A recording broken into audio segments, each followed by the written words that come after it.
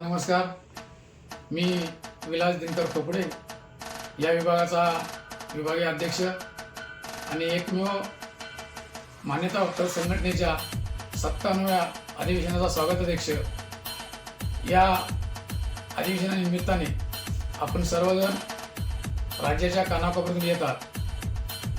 माणगाव जिल्हा रायगड या भूमीला श्री छत्रपती शिवाजी महाराजांचा इतिहास आहे, डॉक्टर बाबासाहेब आंबेडकरांचा इतिहास आहे। त्यामुळे या पावनभूमीत आपणा सर्वांचं मी मनपूर्वक स्वागत करत आहे। आपण सर्वांनी सावकाश या।